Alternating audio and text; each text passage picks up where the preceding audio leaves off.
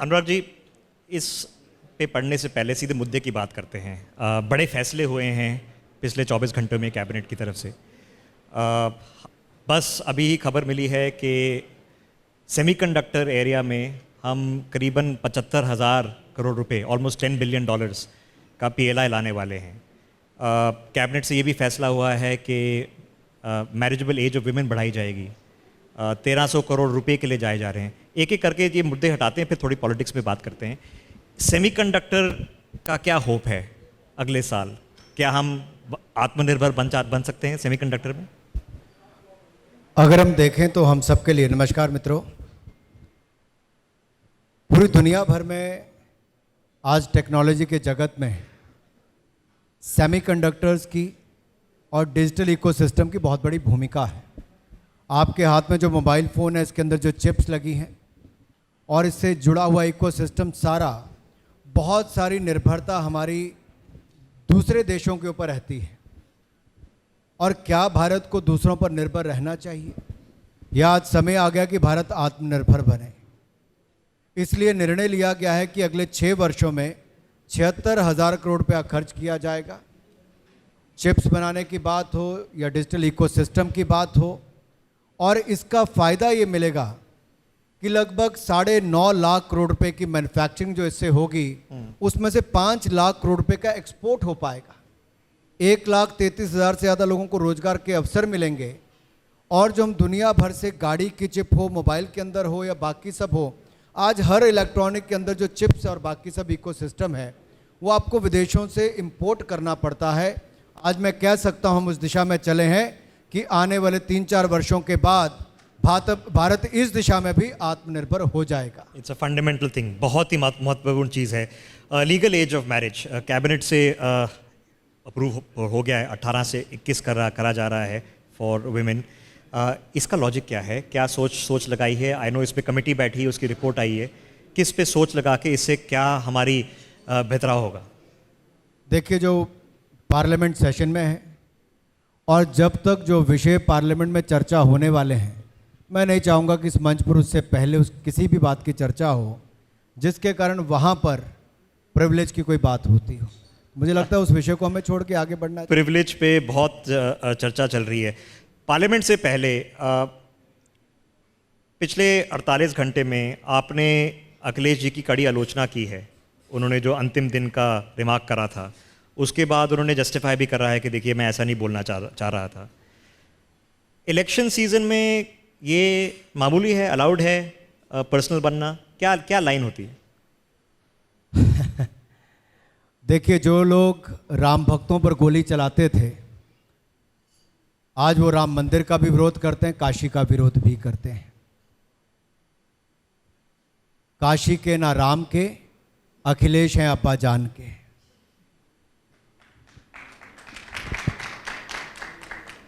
पहले कहते थे कि रामलला, हम लोग कहते थे कि रामलला हम आएंगे, राम मंदिर वहीं बनाएंगे। तो अखिलेश यादव जी कहते थे कि आप नारा तो लगाते हो रामलला हम आएंगे, राम मंदिर यहीं बनाएंगे, लेकिन तारीख कब बताओगे? तो हमने केवल तारीख नहीं बताई, भव्य राम मंदिर के निर्माण का काम भी शुरू किया। तो नरेंद्र मोदी जी के कर कमलों से शुरुआत हुई है और 250 वर्षों के बाद काशी विश्वनाथ धाम को बनाने का काम हो, काशी विश्वनाथ कॉरिडोर बनाने की बात हो, गंगा जी से लेकर शिव जी तक पानी चढ़ाने की बात हो, ये कोई नहीं कर पाया था। भीड़ी तंग गलियां थी, थोड़ी सी जगह थी। मात्र 5 वर्षों में एक भी मुकदमे के बिना भव्य काशी कॉरिडोर बनाने का काम किया। तो ये नरेंद्र मोदी जी ही कर सकते थे, करके दिखाया है। लेकिन इस बात का विरोध क्यों है? जब स्थानीय किसी व्यक्ति ने विरोध नहीं किया, लाखों घरों में दिए जलाए गए। इनके समय घर जलते थे, हमारे समय घाटों पर दिए जलते हैं, अंतर केवल इतना ही। लेकिन अनुराग जी, कार्य बात करेगा या नारेबाजी जरूरी होगी? आप भी तो नारेबाजी कर रहे हैं ना? नहीं, देखिए, नारेबाजी नहीं कर रहा, हमने जो कहा वो करके दिखाया। आप कहते थे आप घोषणा पत्र में राम मंदिर निर्माण की बात करते हैं, आज मैं कहना चाहता हूं 370-35 को खत्म करने का काम किया, तो नरेंद्र मोदी जी की सरकार ने किया है। ट्रिपल तलाक से निजात दिलाने का काम किया तो नरेंद्र मोदी जी की सरकार ने किया है। राम मंदिर के निर्माण का काम शुरू किया तो नरेंद्र मोदी जी की सरकार ने किया। बाबा विश्वनाथ काशी का मंदिर बनाने का काम और उसको भव्यता देने का काम, दिव्य काशी भव्य काशी बनाने का काम भी मोदी जी ने किया। लेकिन केवल ये मंदिरों तक सीमित नहीं है, इसके आसपास का आधारभूत ढांचे की बात हो, सड़कों की निर्माण हो, पुल हो, फ्लाईओवर्स हो, रेलवे हो, या फिर हमारे बड़े बड़े हवाई अड्डे हों और हवाई जहाज के उतरने की बात हो, यह भी नरेंद्र मोदी जी की सरकार के समय हुआ। घाट वही थे लेकिन चमकते नहीं थे, स्वच्छता अभियान के माध्यम से वो भी किया, घाटों पर दिए भी जलाए, तो दिव्य काशी के समय भव्यता लाने का काम भी किया। टूरिज्म से बढ़ावा किसको मिलेगा? बनारस के लोगों को ही वहां पर रोजगार के अवसर मिलेंगे।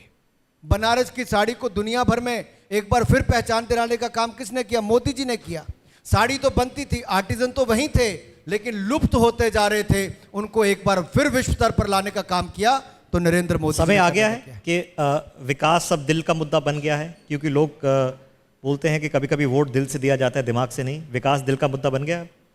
निश्चित तौर पर मैं तो कहता हूं, दिल पे क्या है, यहां पर जितनी भी मातृशक्ति बैठी, महिलाएं बैठी हैं, मैं आपसे पूछना चाहता हूं, दिल्ली की सड़कों पर अगर रात को आप बाहर ना निकल पाए तो क्या आपको ये शहर मंजूर होगा? और ये होता था उत्तर प्रदेश में सपा की सरकार में, भ्रष्टाचार और माफिया राज की तूती बोलती थी। लेकिन आज मैं कह सकता हूं, गर्व के साथ कह सकता हूं, सिर उठाकर कह सकता हूं, योगी राज में गुंडा राज और माफिया राज को कुचलने का काम किया है और गुंडा राज मुक्त करने का काम किया तो योगी सरकार ने किया है। लेकिन अनुराग जी, चर्चा बड़े बड़े माफियों को जो बंदूकें लेकर चलते थे खुली जीप में, अतीक अहमद की बात हो, अंसारी की बात हो, कोई सामने नहीं खड़ा होता था, नतमस्तक होते थे, उनके घरों के ऊपर भी बुलडोजर चलाने का काम किया, अवैध कब्जों का हटाने का काम किया तो योगी सरकार ने किया है। कौन उत्तर प्रदेश का व्यक्ति जो आज कहे कि नहीं करता है? किसको यह मंजूर नहीं कि उसकी बेटी भी एक आराम से बेखौफ होकर शाम को बाहर निकल सके? कौन व्यापारी ये नहीं चाहता कि उसकी दुकान 6 बजे की बजाय रात के 10 बजे तक चले? लेकिन पहले खौफ होता था कि गले में से पैसा निकालकर घर जाएंगे तो ना जाने किस गली में लुट जाएंगे। आज वो बेखौफ होकर रात के 11 बजे भी अपने घर वापस जा सकता है। लेकिन अनुराग जी, जो सारी ऑपोजिशन पार्टीज हैं, अखिलेश जी, यूपी में भी और संसद में भी, वो आपकी विकास के मुद्दे से तो आपको जुड़ ही नहीं रहे हैं। वो तो लखीमपुर की बात कर रहे हैं, वो तो बोल रहे हैं कि जी मिश्रा जी को इस्तीफा देना चाहिए। क्या ये मुद्दा आपके पूरे विकास कार्यालय से बड़ा बन गया है अब? देखिए, 2 बातें कहूं। मुझे पहले तो ये समझना है कि क्या विपक्ष को देश की कानून व्यवस्था पर भी, न्यायालयों पर भी विश्वास है कि नहीं है। सबसे बड़ा प्रश्न चिन्ह तो ये खड़ा होता है। अनुच्छेद 370-35 से हमने हटाया तो उन्होंने कहा हम न्यायालय जाएंगे, हमने कहा जाइए, कुछ नहीं हुआ। ट्रिपल तलाक से मुक्ति दिलाई तो कहा हम न्यायालय जाएंगे, हमने कहा जाइए, कुछ नहीं हुआ। फिर राम मंदिर की बात आई, न्यायालय से उसका निर्णय हुआ। राफेल डील की बात आई, कहा हम न्यायालय जाएंगे, हमने कहा बिल्कुल जाइए। वहां गए तो वहां भी दूध का दूध, पानी का पानी हुआ। आखिरकार ये भी एसआईटी की कमेटी गठित करके सुप्रीम कोर्ट के निर्देश में अगर जांच चल रही है तो क्या विपक्ष को देश के न्यायालयों पर विश्वास हट गया है? क्या ये वापस इंदिरा गांधी जी के समय चले गए, इमरजेंसी के समय में, जब बड़े बड़े लोगों को, पत्रकारों से लेकर न्यायाधीशों को भी जेल में ठोक दिया गया था? क्या उस समय में जी रहे हम लोग? नहीं। लेकिन जो रिपोर्टें आ रही हैं वो तो खुशखबरी नहीं लेके आ रही ना, वो तो हमें इंडिकेट कर रही हैं कि ये मुद्दा सिर्फ एक्सीडेंट का मुद्दा नहीं था, ये दर्दनाक चीज़ है ना। क्या ये कभी आपके टीवी चैनल्स पर तय होगा कि ये क्या था इसके पीछे? आप में से कितने पत्रकार वहां पर मौजूद थे? एक वीडियो पर देखी गई चीज, वहां के लोकल हालात क्या थे, क्या नहीं थे। अगर एक जांच कमेटी बैठी है तो मुझे और आपको कम से कम इतना संयम रखना चाहिए कि वो जांच कमेटी न्याय करे, जो दोषी हो उसको जेल के पीछे भेजने का काम कोर्ट करे, और जो दोषी नहीं है उसको कम से कम मीडिया कटघरे में खड़ा करने का काम ना कहे, चाहे वो एक हो या दूसरा हो। मेरा केवल इतना अनुरोध है, हम मीडिया ट्रायल करना बंद कर दें। बहुत सारे लोग तो मीडिया ट्रायल के कारण ही खत्म हो जाते हैं। अनुराग कभी जी, शशि थरूर जी को यहीं बिठाकर पूछना, मीडिया ट्रायल कितना लंबा चला और आज क्या है। ऐसे में कई उदाहरण दे सकता हूं। तो मुझे लगता है न्याय व्यवस्था पर हमें अपना भरोसा रखना चाहिए, और अगर कोई गलत होगा तो उसके खिलाफ कार्रवाई की जाएगी। तो आपके हिसाब से जो रिपोर्ट आई है जिसकी चर्चा चल रही है, ये प्रिलिमिनरी है, गलत है, मोटिवेटेड है? देखिए, रिपोर्ट आई कहाँ है? खबर आई है रिपोर्ट की सिर्फ। खबर तो आजकल सोशल मीडिया पर ऐसी ऐसी खबरें आती हैं, और खबर भी ऐसी आती है कि वेब पोर्टल यहां पर चल रहा है लेकिन उसके तार कहीं बॉर्डर पार से हैं। तो आप सस्पेक्ट करते हैं कि ये खबर बुनियाद नहीं है? नहीं, मेरे सस्पेक्ट करने ना करने की बात नहीं है। जब तक ऑथेंटिक खबर नहीं होगी तब तक उस पर मैं टिप्पणी नहीं करना चाहूंगा। मॉरल प्रेशर बनता है कुछ? मॉरल किस दृष्टि से? मॉरल प्रेशर रिजाइन करने का कांग्रेस पार्टी ने सफाई नहीं 1984 के मिलती। दंगों में सिखों के साथ जो कत्लेआम किया, सिखों को न्याय 30 वर्ष तक नहीं दे पाए। एक बार माफी कांग्रेस ने उस पर नहीं मांगी, तो उनको क्या मॉरल राइट था सत्ता में आने का 2004 में? मुश्किल मुद्दा है कि कौन किससे ज़्यादा गलत था। कुछ हादसा तो हुआ है, इसका नतीजा आप कह रहे हैं कि एसआईटी देखिए, आएगी। हादसा जो हुआ उसके ऊपर घटना को उसकी निंदा भी की गई, उस पर अफसोस भी जताया गया, लेकिन जब तक पूरी जांच ना हो जाए तो ना ये आपका अधिकार है ना मेरा अधिकार है कि हम लोग अपने वर्डिक्ट जारी कर दें। ओके, पार्लियामेंट की बात करते हैं। संसद में आपको पता है धरना चल रहा है। अभी जो एमपी जो धरना कर रहे थे हमारे साथ बैठे हैं, वो तो कह रहे हैं कि हम माफ़ी बिल्कुल नहीं मांगेंगे, जो कर लीजिए। मुझे तो इस बात का भी खेद है कि आपने उनको यहां पर मंच दिया। जिन लोगों को संसद में चुनकर वहां की जनता ने भेजा है, वहां के प्रदेश ने भेजा, पार्लियामेंट में जनता से जुड़े हुए मुद्दों को उठाना चाहिए था। पार्लियामेंट में डिबेट करने की बजाय, और उस दिन की बात कम से कम मुझे लगता है इंडिया न्यूज को दिखाना चाहिए था कि जिन लोगों ने पार्लियामेंट की रक्षा करते करते अपनी जान गंवा दी, अपना बलिदान दे दिया, 2 दिन पहले जहां उनको हम श्रद्धांजलि दे रहे थे, आप याद करिए वही मार्शल जो इन्हीं के सेवक के रूप में वहां पर खड़े संसद के, उनको जब गिरेबान से पकड़ के कोई सांसद खींचता है, उसके गले में कपड़ा डाल के उसको खींचा जाता है। महिला मार्शलों के साथ जो दुर्व्यवहार किया गया, पूरे देश ने 11 तारीख की उस घटना को देखा है। हर सांसद, क्या पूरी संसद उसके लिए शर्मसार हुई है। एक माफी मांगने के लिए भी इनके क्या इतना बड़े व्यक्ति हो गए कि वो अपने गलत काम के लिए माफी मांगने के लिए तैयार नहीं है। आखिरकार पार्लियामेंट डिबेट के लिए है, चीर फाड़ करने के लिए नहीं है। कागज फाड़ के स्पीकर के ऊपर फेंकने के लिए नहीं है। वहां का टेबल नाचने के लिए नहीं है। वहां के मार्शल आपके काम के लिए, लेकिन उनके गले से पकड़ के उनको बाहर खींचने के लिए नहीं है। वहां के टीवी आपको दिखाने के लिए, उसको तोड़ने के लिए नहीं है। वहां के शीशे जो दरवाजे हैं उसके आप शीशे तक तोड़ दें। यह कहां का न्याय है? देश की जनता को वापस वो दृश्य दिखाना चाहिए मीडिया को बार बार कि इन सांसदों ने कितना शर्मसार संसद को और पूरे वहां के रहने वाले सांसदों को किया है। इनको तो पहले दिन माफी मांगनी चाहिए थी। दुर्भाग्य यह है कि माफी नहीं मांगी, बल्कि सिर ऊंचा करके महात्मा गांधी को शर्मसार करते हैं जब उनके सामने बैठते हैं। तो आगे कैसे बढ़े अनुराग जी, क्योंकि अब सस्पेंशन ही डिसरप्शन का मुद्दा बन गया है। इसमें बैलेंस निकाल के आगे कैसे बढ़े? देखिए, ये सस्पेंडेड थे तब भी हाउस चल रहा है, हर बिल पे चर्चा चल रही है, क्वेश्चन आवर चल रहा है, सब कुछ चल रहा है। सरकार चर्चा से कभी नहीं भागती। 2014 की बात हो या 2021 की बात हो, पिछले 7 वर्षों में मोदी सरकार ने हर विषय पर चर्चा की। जबकि मैं वापस कांग्रेस को याद करवाना चाहता हूं, जब तेलंगाना का बिल आया तब मैं उस समय भी लोकसभा का सदस्य था, विपक्ष का सांसद था, और जिस तरह से कांग्रेस के ही सांसदों ने पेपर स्प्रे का इस्तेमाल करके लोगों की आंखों में मिर्ची पाउडर तक डालने का काम किया, उस समय उन सांसदों को भी उठाकर सदन से बाहर फेंक दिया था। कांग्रेस ने फेंका, तेलंगाना बनाने का काम किया, मध्य रात्रि को किया, बिल पास किया। हमारी सरकार में एक भी आप ऐसा कोई सबूत नहीं दे सकते, ऐसा कोई काम ही हमने नहीं किया। अनुराग और जी, हम लोग तो चर्चा करना चाहते हैं। अनुराग जी, पॉलिटिकल सिचुएशन ऐसा हो गया है कि ऑपोजिशन रैंक्स में भी अखिलेश जी बोल रहे हैं कि कांग्रेस तो समाप्त हो जाएगी, अब ममता जी बोल रहे हैं कि वो अब नया ऑपोजिशन है। ये चर्चा बस पोल टाइम सीजन में चल रही है, क्या आपको अभी भी लगता है कि यूनाइटेड ऑपोजिशन आपके साथ खड़ा हो सकता है, आपके अगेंस्ट खड़ा हो सकता है? देखिए, महात्मा गांधी जी स्वयं चाहते थे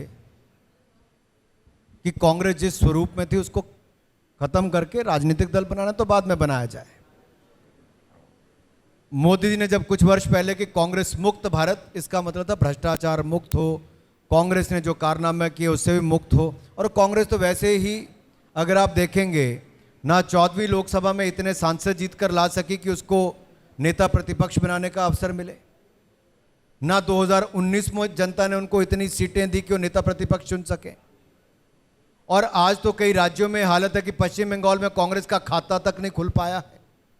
राहुल गांधी जी अमेठी छोड़कर जाते हैं, जहां हार जाते हैं, तो वायनाड के सांसद बनकर कहते हैं कि उत्तर भारतीयों को अकल नहीं है। जो भी उन्होंने कहा कि जिस तरह से उन्होंने एक संकेत देने का काम किया, तो जहां जिस राज्य ने आपको आपके परिवार की 4 पीढ़ियों को चुनकर भेजा, आपने उस तरह की टिप्पणी यहां पर कर दी। पार्लियामेंट आप आते नहीं हो, आते तो सिर्फ आकर चले जाते हो। तो देखिए, सीरियसनेस, जो गंभीरता कांग्रेस में खत्म हुई, और वरिष्ठ सांसदों को, वरिष्ठ नेताओं को कांग्रेस में दरनिकार किया गया, उसका खामियाजा कांग्रेस को आज भुगतना पड़ रहा है। लेकिन क्या इस बात से सहमति आप रखेंगे कि अखिलेश जी कह रहे हैं कि कांग्रेस तो जीरो पहुंच जाएगी? देखिए, अखिलेश जी पिछले चुनाव में राहुल गांधी जी का हाथ पकड़ पकड़ कर ये नहीं कहते थे कि हम योगी को हराएंगे। मुलायम जी ने कहा यूपी के 2 लौंडे ये ऐसा करेंगे, वैसा करेंगे, बहुत अच्छा करेंगे। यूपी की भाषा में कहा उन्होंने। कोई बुराई नहीं, 2 युवा साथ में आए, एक बड़े राज्य के मुख्यमंत्री थे, एक देश की सबसे पुराने राजनीतिक दल के अध्यक्ष के रूप में। लेकिन हुआ क्या?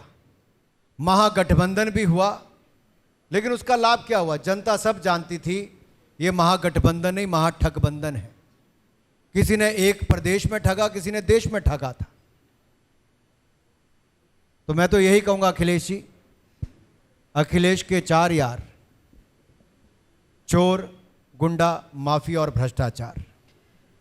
आपने चोर बोला, क्रेडिट चोर की झगड़ा चल रहा है आजकल। जो यूपी में आंकड़े बढ़े हैं, जिसके बारे में बताया जा रहा है, जिसके बारे में आप भी चर्चा कर रहे थे, ये आंकड़े सिर्फ 5 साल की देन है या कोई लॉन्ग टर्म ट्रेंड की देन है? इसका क्रेडिट शेयरिंग होना चाहिए या क्रेडिट सिर्फ योगी सरकार को जाना चाहिए? देखिए, मैं एक बात तो स्पष्ट करना चाहता हूं, किसी भी राज्य और देश में जब स्थिरता आती है और भ्रष्टाचार मुक्त वातावरण होता है, गुंडा राज मुक्त होता है, भय का वातावरण कम होता है, तो अपने आप इन्वेस्टमेंट्स बढ़नी शुरू हो जाती है। योगी जी ने पहला काम यह किया कि गुंडा राज, माफिया राज के खिलाफ कड़ाई की, सरकार व्यवस्था को बेहतर किया, और एक इफेक्टिव एडमिनिस्ट्रेशन की मैं बात करूं, वो देने का काम किया। उसका नतीजा ये हुआ कि जो 14वें नंबर पर Uttar Pradesh ease of doing business में था, वो दूसरे नंबर पर ईज ऑफ डूइंग बिजनेस में आ गया। जो 9वें नंबर की अर्थव्यवस्था उत्तर प्रदेश था, 5 वर्षों में दूसरे नंबर की अर्थव्यवस्था उत्तर प्रदेश बनकर तैयार हुआ। ये 5 वर्षों में योगी जी ने करके दिखाया है, और आगे इससे ज़्यादा हम करके दिखाएंगे। ये मैं इसलिए आपके सामने बातें कह रहा हूं कि एक तरफ तो लगता है क्या होता है गुंडा राज खत्म करने से, ये फर्क पड़ता है। जहां एक बेटियों को सुरक्षा मिलती है, व्यापारी निवेश करना शुरू करता है, आपकी अर्थव्यवस्था आगे बढ़ती है, सरकार में लाखों नौकरियां 5 वर्षों में आप देने का काम करते हैं, वहीं आप विरासत को भी आगे बढ़ाते हैं और विकास को भी चार पंख लगाते हैं। विरासत में आप भव्य राम मंदिर का निर्माण करते हैं और वहीं दूसरी ओर काशी विश्वनाथ धाम को बनाते हैं। विकास की दृष्टि से आप हजारों करोड़ रुपए के एक्सप्रेसवे बनाते हैं, तो उत्तर प्रदेश में 30 एयरपोर्ट बनाने का काम योगी मोदी सरकार में होता है। 9,800 करोड़ रुपए की सरयू सिंचाई योजना जो 50 वर्षों से नहीं बन पाई, पिछले 5 वर्षों में हमने बनाकर तैयार की। 44,065 करोड़ रुपए का केन बेतवा प्रोजेक्ट जो अटल जी के समय हम मंजूरी करना चाहते थे, उसको अब जाकर मोदी जी की सरकार ने की है। मध्य प्रदेश, उत्तर प्रदेश को उसका लाभ मिलेगा। कुशीनगर एयरपोर्ट को बनाकर बुद्ध सर्किट को हमने जैसे बढ़ावा दिया, टूरिज्म को बढ़ावा, लोकल आर्टिजन को बढ़ावा दिया है। इससे टूरिज्म को बढ़ने के साथ साथ रोजगार स्वरोजगार के अवसर मिलेंगे। 8 इंटरनेशनल एयरपोर्ट की बात हो या जेवर में आपका लगभग 60,000 करोड़ रुपए की लागत से एयरपोर्ट बनना, जो एशिया का सबसे बड़ा एयरपोर्ट बनने जा रहा है, यह कल्पना मात्र थी उत्तर प्रदेश में। 40 साल पहले सोचते थे कि जेवर में एयरपोर्ट बने, हमने बनाया है अभी 5 साल में। अनुराग जी, मैं इनफैक्ट आपके आंकड़े पढ़ रहा था कि गंगा के 180, 350 में से 180, 30,000 करोड़ का खर्चा ऑलरेडी हो चुका है। इसका नतीजा दिखने कब लगेगा कि लोग देख पाएंगे कि गंगा साफ हो रही है, सरल हो रही है? अगर आप दुनिया भर का उदाहरण देखेंगे तो गंगा से भी छोटी नदियों को साफ करने में वर्षों वर्षों लग गए। यह भी आज से 30-35 वर्ष पहले काम शुरू हुआ। पूर्व की सरकारें अनाउंस करती थी, जैसे 1 रैंक 1 पेंशन अनाउंस किया था। कांग्रेस 10 साल सत्ता में रही, अनाउंस करती रही, लेकिन पैसा नहीं देती थी फौजियों को। लेकिन एक्स सर्विसमैन को ना केवल घोषणा की, मोदी जी ने 2014 का चुनाव लड़ने से पहले बहुत बड़ी सभा यहां पर की थी हरियाणा में, और कहा था कि मैं 1 रैंक 1 पेंशन को लागू करूंगा। उससे पहले कांग्रेस की सरकार में अनाउंसमेंट हुई थी, लेकिन 500 करोड़ रुपए का केवल प्रावधान किया था, 10 साल में कुछ नहीं दिया। मोदी सरकार आई, 1 रैंक 1 पेंशन को लागू भी किया, हजारों नहीं 1 लाख करोड़ रुपए से ज्यादा खर्च भी किया। वो वहीं पर दूसरी ओर गंगा का सफाई अभियान जो हम चला रहे हैं, आप देखेंगे उसका बहुत बड़ा प्रभाव आप देखने को मिला। जो पोल्यूशन कंट्रोल बोर्ड काम नहीं कर पाता था, जो गंगा को पोल्यूट करने के लिए नाले आकर मिलते थे, उनको बंद करने का काम किया। पीछे सफाई का काम हमने तेजी से किया है। उसके पूरे आंकड़े आपको जल शक्ति मंत्रालय भी दे सकता है। और यही नहीं, जो पिछले कल भी हमने घोषणा की है प्रधानमंत्री कृषि सिंचाई योजना की, 93,000 करोड़ रुपए हम खर्च करने जा रहे हैं।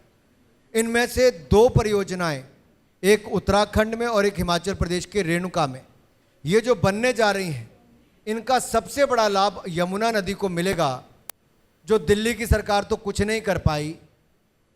केजरीवाल जी बड़ी बड़ी बातें करते रहे, लेकिन हर बार छठ पूजा के समय आपको यहाँ पर झाग दिखता है कि किस तरह से पोल्यूशन है।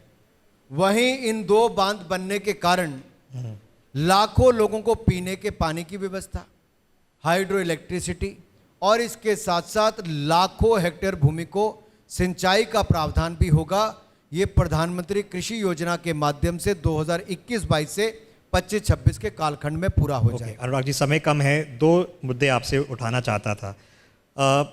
जो आंकड़े दे रहे हैं, जो भाषण आते हैं, जो इन्फॉर्मेशन आती है, जो चर्चा होती है, आजकल सोशल मीडिया पे होती है, चुनाव के सीज़न में और भी तेज़ी बढ़कर होती है सोशल मीडिया, लेकिन मुश्किल दौर से गूंज रहा है। आपको पता है कि बड़े चेंज हो रहे हैं ग्लोबल लेवल पर। अब आजकल बोला जा रहा है कि हमारा फेसबुक छोड़ो मेटावर्स बनेगा, नाम बदल दिया उन्होंने, सोच बदल रही है, ट्विटर के CEO बदल गए हैं। हमारी ये इंटरनेशनल सोशल मीडिया जो कंपनीज़ हैं, इनसे क्या अब लॉजिक चलना चाहिए कि जो यहाँ पर मुसीबतें देख रही हैं, जो ये मेनेस बन गया है, इसको कैसे संभाला जाए? देखिए, जहाँ तक हम मेन स्ट्रीम मीडिया की बात करते हैं, जो एक अखबार चलाता है उसके साथ बहुत सारे पत्रकार होते हैं, जुड़ा हुआ इकोसिस्टम होता है, उसकी एक बहुत बड़ी रिस्पॉन्सिबिलिटी होती है। आप टीवी चैनल चलाते हैं, आपका बहुत बड़ा सिस्टम है, नेटवर्क है, आपकी जवाबदेही भी उस तरह से खड़ी है। डिजिटल मीडिया प्लेटफॉर्म्स एक अपने आप में एक ऐसा अवसर है जहां पर हर नागरिक अपनी बात कह सकता है, और हम फ्री स्पीच के पक्षधर हैं। हम चाहते हैं कि लोग अपनी बात खुलकर कहें, इसकी स्वतंत्रता होनी चाहिए। और अभिव्यक्ति की आज़ादी होना, मुझे लगता है आप सब भी इससे सहमत होंगे। लेकिन क्या वो ताकतें जो देश को तोड़ने का काम करती हैं, जो दुष्प्रचार करती हैं, जो कोविड-19 पैंडेमिक के समय भी पैंडेमिक से ज्यादा मार इन्फोडेमिक ने की। It was infodemic. जो गलत खबरें दी जाती थी सोशल मीडिया के माध्यम से, उससे सैकड़ों नहीं हजारों लोगों की जानें दुनिया भर में गई। इसके लिए कौन जिम्मेदार है? आखिरकार कोई दुष्प्रचार करता है तो किसी ना किसी की जिम्मेदारी तय होनी चाहिए, नहीं होनी चाहिए? क्यों सिंगापुर की संसद ने, क्यों ऑस्ट्रेलिया की संसद ने, क्यों अमेरिका की संसद ने इन डिजिटल मीडिया कंपनीज को वहां पर बुलाया? जब मैं भी 2014 से 2019 तक आईटी कमेटी का चेयरमैन था पार्लियामेंट का, मैंने भी इन कंपनियों को बुलाया था और इनसे कहा था कि क्या आपकी जवाबदेही कोई नहीं है? आज मैं आपसे पूछता हूं, वेब पोर्टल की एक सुविधा है, आप कुछ लिखना चाहें आप अपने पोर्टल पर लेख लिखिए, आपको जाती है, बहुत अच्छा है। अगर अखबार नहीं छाप सकती आप अपने पोर्टल पर लिखिए। लेकिन पोर्टल अगर सीमा पार से कोई बनाया हो और देश के खिलाफ एजेंडा चलाता हो, देश के खिलाफ दुष्प्रचार करता हो, तो क्या उसको चलने देना चाहिए? मैं यहां पर बैठे लोगों से पूछना चाहता हूं, क्या देश के तोड़ने वालों को चलने देना चाहिए? कोई ऐसा कानून होना चाहिए जिसके खिलाफ कार्रवाई हो कि ना हो। तो डिजिटल मीडिया एथिक्स कोड हमने बनाया। कंटेंट पार्ट जो है वो सोशल मीडिया पर, वो मेरी मंत्रालय इंफॉर्मेशन ब्रॉडकास्टिंग के अंतर्गत आता है। जनरल एंटरटेनमेंट की बात हो, न्यूज़ की बात हो, वो मेरे मंत्रालय के अंतर्गत आता है। और हमने जब जब किसी ने कहा कि इस ओटीटी प्लेटफॉर्म पर ये गलत चीज़ चलती है, इसको आप कहिए, हमने जैसे ही उसको कहा तो उन्होंने 95% केसेस में उन्होंने ठीक कर लिया। उसका दूसरा स्टेप है कि उनकी जो अपनी कमेटी है वहाँ पर ठीक करें। तीसरा स्टेप आता है inter ministerial, inter departmental committee का, वहाँ तक बहुत कम केसेस आ पाते, उससे पहले दूर हो जाता है। लेकिन हमने एक चेक करने का काम किया है। जैसे एनबीए, कार्तिकेय जी यहाँ पे बैठे हैं, मान लीजिए आपका चैनल है, एनबीए का या एनबीएफ का आप सदस्य हैं, दोनों में से एक के आप सदस्य होंगे। एनबीएफ के तो आपका एक आगे आपने एक और अथॉरिटी बनाई होगी, जैसे एनबीए ने एनबीएसए बनाई है, आपने एनबीएसएफए बनाई ली होगी, ऐसे कुछ करके। तो आपकी भी शिकायत को अल्टीमेटली एक रिटायर्ड जज के पास जाता है, वहाँ पर करते हैं। प्रेस काउंसिल ऑफ इंडिया है, वहाँ पर भी एक रिटायर्ड जज या कोई उसके कमेटी का चेयरमैन, मीडिया के लोगों के रिप्रेजेंटेटिव वहाँ पर होते हैं। तो कहीं ना कहीं चेक एंड बैलेंस बहुत होना चाहिए। अभिव्यक्ति की आज़ादी का मैं पक्षधर हूँ, लेकिन देश को तोड़ने वाली ताकतों को खुली तौर पे छोड़ना नहीं चाहिए, उसके खिलाफ कोई ना कोई कदम उठाने चाहिए। ये यहाँ पर बैठे सभी आपके दर्शकों ने भी कहा है और आपकी भावना भी शायद यही थी। Okay Anurag ji, specially because Himachal में टूरिज़्म बहुत इम्पॉर्टेंट है, ओमिक्रॉन का क्या आशा है, क्या डर है, क्या प्लानिंग है, क्या सोच लगाएं? क्योंकि कुछ लोग हैं जो खौफ में हैं कि लॉकडाउन फिर से हो जाए तो टूरिज़्म इफेक्ट हो जाएगा। कुछ लोग कह रहे हैं कि हमें जो यूके में चल रहा है बड़े ढंग से देखना चाहिए। कहाँ कैसे कैसे देखें? ऋषभ जी, मैंने अभी कहा कि पेंडेमिक से ज़्यादा मार इन्फोडेमिक की थी। ये जो दुष्प्रचार है, इससे बचना है। आखिरकार हम सबसे ज़्यादा ज्ञाता वैज्ञानिक हैं, वो मेडिकल एक्सपर्ट्स हैं जो इसकी गहराई में जाकर देखते हैं, और सरकार लगातार उनसे संपर्क में रहती है। समय समय पर 24 मार्च 2020 को मोदी जी ने जैसे ही लॉकडाउन घोषित किया, उसके बाद हमने वैज्ञानिकों से बातचीत भी की। हमने इंतज़ार नहीं किया कि दुनिया का कोई दूसरा देश जाकर वैक्सीन बनाएगा तब हम बनाएंगे। हमारे देश के वैज्ञानिकों ने वैक्सीन बनाने का काम भी किया।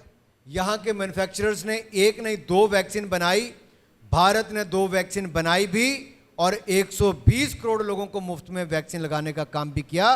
तो हिंदुस्तान ने करने का काम किया है। ये बड़ी उपलब्धि भारत की है, इसके लिए मैं आप सबको बधाई देता हूं। और जो नहीं लगा पाए हैं वो भी जाकर जरूर लगवा लें, क्योंकि ये आपको बचाता भी है।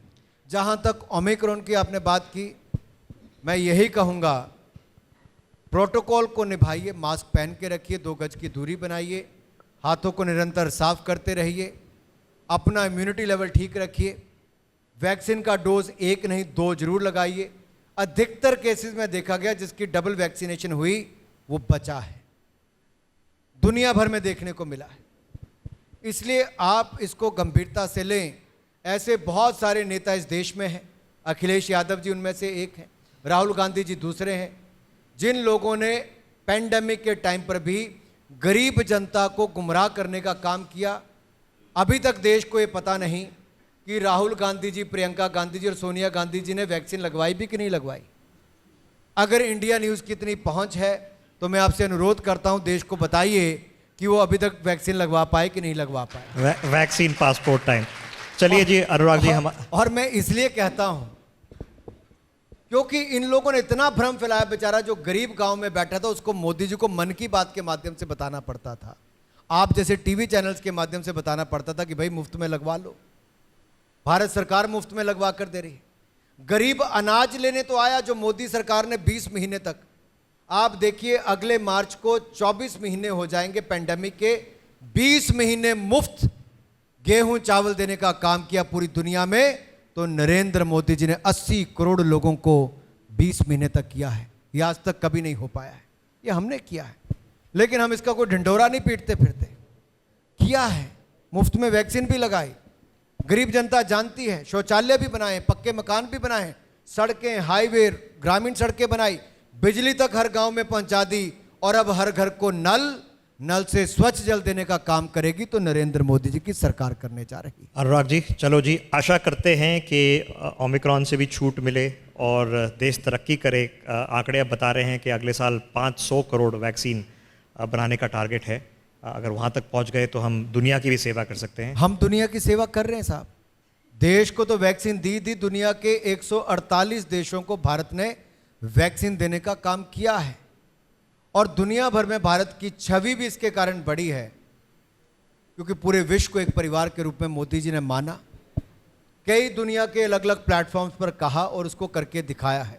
आज हमें गर्व है कि देश की जनता ने हमें एक ऐसा प्रधानमंत्री चुनकर दिया है जो भारत का मान सम्मान पूरी दुनिया में बढ़ा रहा है।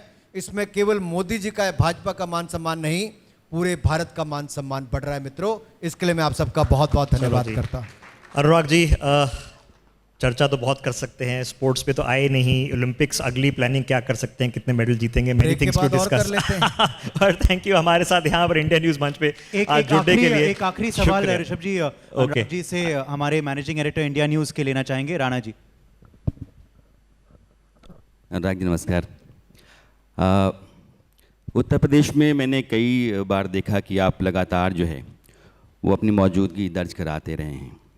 आपने कहा कि हम यहाँ दंगल कराते हैं, पहले लोग यहाँ दंगा कराते थे। आपने ये भी कहा कि अखिलेश यादव बनारस में प्रधानमंत्री के बारे में जो कुछ भी कह गए वो उनके संस्कार का सवाल है, ऐसा नहीं होना चाहिए। एक बुनियादी सवाल जो चर्चा में होना चाहिए था, जिस पर मुझे लगा कि आपका जवाब बहुत सीधा होना चाहिए था, वो लखीमपुर है।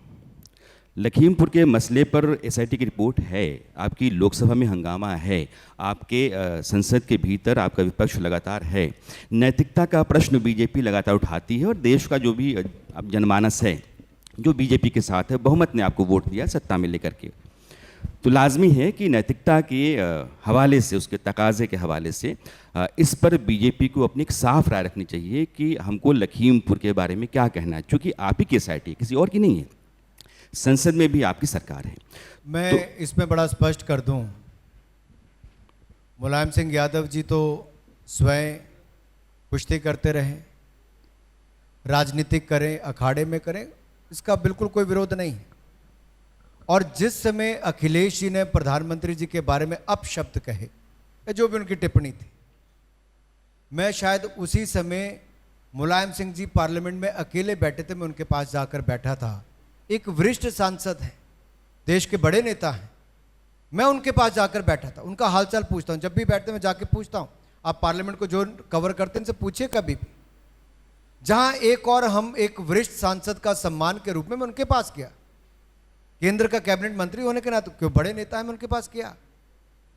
लेकिन दूसरी ओर अखिलेश जी देश के प्रधानमंत्री के बारे में कहें 1 महीना, 2 महीना, 3 महीने के बाद, अंतिम समय में यहीं पर आना है, ये कहां के संस्कार हैं भाई? देखिए, मैं इस बात पे दूसरा मैंने कहा था कि अखिलेश राज में दंगे होते हैं, हमारे राज में दंगल। मुलायम जी की पार्टी से आते दंगल तो उनको कराने चाहिए थे, लेकिन दंगे होते रहते थे। और एक नहीं कई दंगे हुए, हमारे 5 साल में नहीं हुए। माफिया राज पर कड़ा प्रहार किया। लखीमपुर खीरी पर हमने पहले भी इस पर कहा, शायद आप उस समय मौजूद नहीं थे। ऋषभ जी ने बड़े एक बार नहीं 3 बार प्रश्न पूछा, और मैं फिर एक बार कह दूं, मुझे देश के सुप्रीम कोर्ट पर पूर्ण विश्वास है, उसकी बनाई गई कमेटी पर मुझे विश्वास है, आपको भी होना चाहिए। मीडिया ट्रायल ना हो और जो भी जांच होती है, जो दोषी पाया जाता है उसके खिलाफ कड़े से कड़ी कार्रवाई हो, इसके लिए हम सब स्वागत करते हैं। अनुराग जी, आप उत्तर प्रदेश में बहुत सक्रिय रहे हैं। मेरा आखिरी सवाल है, आपका अपना अनुमान क्या कहता है, इस बार के चुनाव में बीजेपी कितनी सीटें? अगर आप अपना काम भी मुझे दे दोगे अनुमान लगाने का, तो आप क्या नहीं, आप करोगे? लगाते हैं ना, आपकी पार्टी लगाती है, आपका संगठन लगाता है, तो ही पूछ रहे हैं। क्योंकि आप कहते हैं ये कितनी तो सीटें पार। चुनाव बाद में शुरू होता है, मीडिया के आंकड़े पहले आने शुरू हो जाते हैं। आई थिंक प्रदीप जी यहीं पर कहीं घूम पिछली रहे बार हैं। आते थे, इस बार क्या मोदी 200 भी कर पाएंगे? हम तब कहते थे भाई पूर्ण मेजॉरिटी लेंगे, तो 272 लिया हमने। फिर जब 272 की सरकार हमने 2014 में बना ली, 2019 आते कहा अब तो मोदी नहीं आता, क्या होगा मोदी का, अब तो महागठबंधन हो गया, यही कहते थे।